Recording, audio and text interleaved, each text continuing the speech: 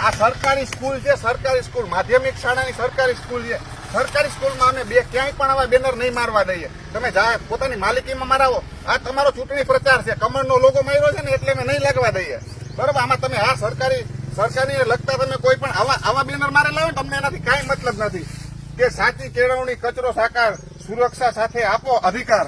આવા જે કોઈ બાળકોને શિક્ષણને લગતા તમે મુદ્દાઓ માર્યા હોય ને એનાથી એમને કાંઈ મતલબ નથી. પણ તમે આ જે લોગો માર્યો છે ને અને આ ફરી એકવાર મોદી સરકાર, એનો મતલબ શું થયો?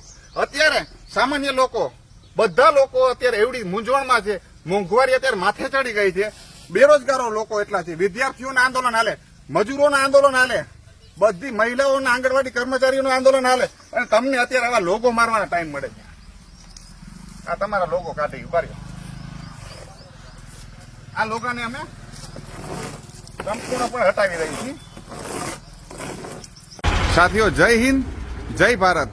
અત્યારે આ ભાજપ સરકાર ગુજરાતના અનેક ગામડાઓમાં આવા બસ સ્ટેન્ડોમાં આવા બેનર લગાડે છે અને અંદરથી આ બસ સ્ટેન્ડોની તમે સ્થિતિ જોઈ શકો છો.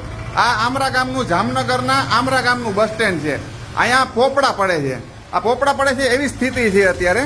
આ બસ સ્ટેન્ડને 20 થી 30 વર્ષ સુધી આ કામ કાંઈ કોઈ રિપેર નથી કરવામાં આવ્યું, કોઈ કામ નથી કરવામાં. પણ જ્યારે ચૂંટણી આવે ત્યારે સરકાર આવા બેનરો લગાડી અને પોતાનો પ્રચાર કરે છે. આ જામનગરના આમરા ગામનું ભાજપના અંધભક્તોને શરમ આવી જોઈએ કે આપણે કયા પ્રકારનો વિકાસ કરીએ છીએ. અત્યારે ક્યાંય પણ તમે જોઈ શકો છો, એક પણ ગામમાં, કોઈ ગ્રામ્ય વિસ્તારમાં હકીકતમાં વિકાસ થયા જ નથી. અને થયા છે ને તેમાં 50% ભ્રષ્ટાચાર લોકોએ કરેલા છે.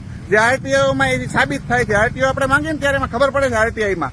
પણ અત્યારે કે આ ભાજપના બેનર અત્યારે ગામડે ગામડે, બસ સ્ટેન્ડોમાં, સ્કૂલોમાં, હોસ્પિટલોમાં, પીએચસી, સીએચસી સેન્ટરોમાં લગાડી દેવામાં આવ્યા છે.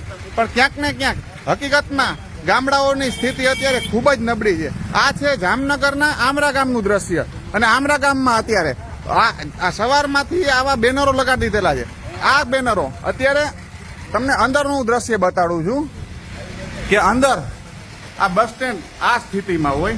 આ પોપડા હું તમને બતાડું. આ કોકના માથે પડે ને એટલે કોકનો જીવ વહી જાય એવી સ્થિતિમાં આ બસ સ્ટેન્ડ હોય.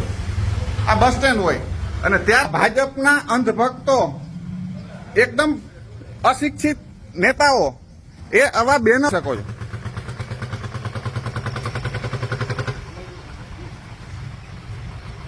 હજી હું તમને એ બતાવવા માંગુ છું. એ સ્કૂલમાં તમે જોજો, સ્કૂલની અંદર પૂરા શિક્ષકો નથી. સ્કૂલમાં મળતી બાળકોને સુવિધાઓ નથી મળતી. એમાં અંદર લેટરિંગ કરવાની સુવિધા નથી, પાણીની સુવિધાઓ નથી. અને એ સ્કૂલની દિવાલોમાં ભાજપના લોકોએ આવા બેનરો મળે છે. બતાડું છું.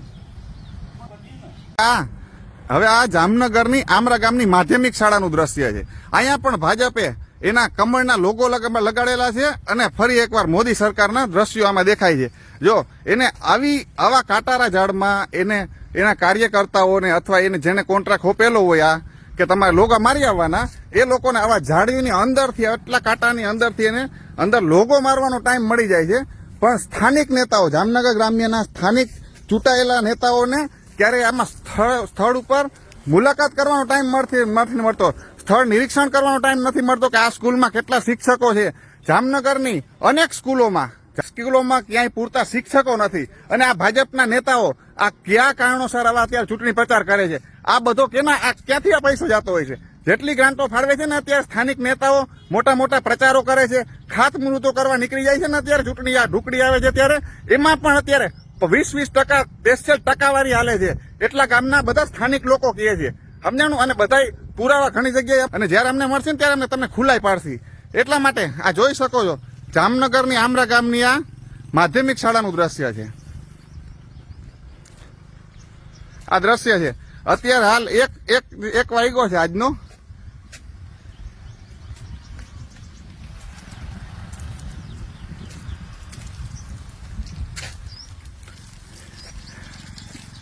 સ્કૂલના કોઈ પણ નેતાઓ, સ્થાનિક નેતાઓ સ્કૂલ ઉપર ક્યાંક ને ક્યાંક સ્કૂલો ઉપર ધ્યાન નથી દેવામાં આવતું ને એટલા માટે બાળકોના શિક્ષણને બહુ તકલીફ પડે છે. બાળકોનું ભવિષ્યને બહુ તકલીફ પડે છે. ક્યાંક ને ક્યાંક એસએમસી નથી હોતી. ઘણી સ્કૂલોમાં એસએમસીઓ જ નથી હોતી. જે હોય ને એ સ્કૂલ મેનેજમેન્ટ કમિટી જ નથી હોતી. છતાં પણ એમનામ સ્કૂલો હાલતી હોય છે અધરો અધર. કેની સાઈનું થઈ જાય છે, ક્યાં ઠરાવો પાસ કરવામાં આવે છે, ક્યાં સ્કૂલમાં કામ કરવામાં આવે છે. મેં અનેક સ્કૂલોના વિડીયો વાયરલ કરેલા છે. કે સ્કૂલમાં લેટરિંગની સુવિધાઓ નથી, બાથરૂમની સુવિધાઓ નથી, પાણીની સુવિધાઓ નથી. એટલા માટે બાળકોને ખુલ્લામાં શૌચ કરવા મજબૂર બનવું પડે છે.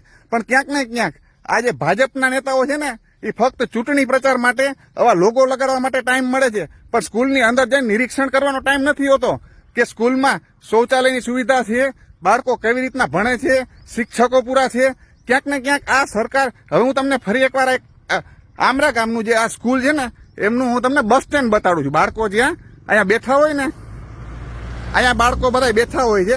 જ્યારે સ્કૂલની છૂટે અથવા જવા આવવાનો ટાઈમ હોય ને ત્યારે અહીંયા બાળકો બધા લાઈનમાં બસની રાહ જોઈ અથવા સાધનની રાહ જોઈને બેઠા હોય. અને આ એનું બસ સ્ટેન્ડની સ્થિતિ છે. આ 2 વર્ષથી આવી જ સ્થિતિ છે, આવી જ. આ જોઈ શકો છો, જામનગરના અનેક ગામડાઓની આ સ્થિતિ છે. આ છાપરા તૂટી ગયા છે. અહીંયા બધા બાળકો બેઠા હોય, અહીંયા બસની રાહ જોઈને બેઠા હોય. પણ ક્યાંક ને ક્યાંક જ્યારે ચૂંટણી ઢુકડી આવે ને ત્યારે નેતાઓ પ્રચાર કરવા આવશે. એટલા માટે હવે અમે પણ જવાબ દેવા માટે સક્ષમ છીએ કે કયો નેતા હવે ગામડાઓમાં ઘૂસે છે ને ચૂંટણી કરવા માટે. આ જોઈ શકો છો તમે કેવા લોકો માર્યા છે. એટલે ક્યાંક ને ક્યાંક હવે જનતાએ જાગૃત થવું જોશે અને આવા ખાસ ભ્રષ્ટાચારી લોકો સામે અવાજ ઉઠાવવો જોશે. ભ્રષ્ટાચારી એટલા માટે આપણે કહી શકીએ છીએ કે ક્યાંક ને ક્યાંક સ્કૂલોમાં અમે જોઈએ છીએ, અમારી નજરની સામે છે, ક્યારેય પણ એ લોકો સ્થળ મુલાકાત કરવા નથી આવતા. એ કઈ સ્થિતિમાં સ્કૂલ હાલે છે એ સ્થિતિમાં નથી આવતા. હમણાં મેં તમને બસ સ્ટેન્ડનું દ્રશ્ય બતાડ્યું. બસ સ્ટેન્ડમાં 20 થી 30 વર્ષ જૂનું બસ સ્ટેન્ડ છે. બસ સ્ટેન્ડમાં ક્યારેય એનું કાંઈ રિપેરિંગ કામ કરવામાં નથી આવ્યું. પણ અત્યારે એ બસ સ્ટેન્ડની આજુબાજુની 4 દિવાલમાં ભાજપના દ્રશ્યો, એના જે લોગો લગાડી દેવામાં આવ્યા છે, એના બેનર મારી દેવામાં આવ્યા છે. એટલા માટે હવે ક્યાંય પણ હવે અત્યારે સ્કૂલના જે આમાં મારેલા છે ને આ મોદી સરકારના, એ તો હું અત્યારે તમારી નજરની સામે અહીંથી ઉખેડી નાખું છું. કારણ કે આ સરકારી વસાહત છે, આ કોઈના બાપની માલિકીની નથી, બરોબર? એટલે એ જે ચૂંટણી પ્રચારના બેનર મારતા હોય ને એ આપણે કાઢીએ છીએ. હવે જોઈએ છીએ શું થાય. આ સ્કૂલ છે ને, આ સ્કૂલ એ સરકારી વસાહત છે. આ ભાજપની કે કોઈ પણ પક્ષની, આ કોઈની બાપની પેઢી નથી જેના માટે એ પોતાની ચૂંટણીનો પ્રચાર કરવા માટે આ સ્કૂલમાં આવા બેનર મારી શકે. એટલા માટે હવે આપણે એ બેનરને પણ હવે કાઢીએ છીએ. ભાઈ અહીંયા આવી જાવ તો, મોટા ભાઈ અહીંયા આવી જાવ.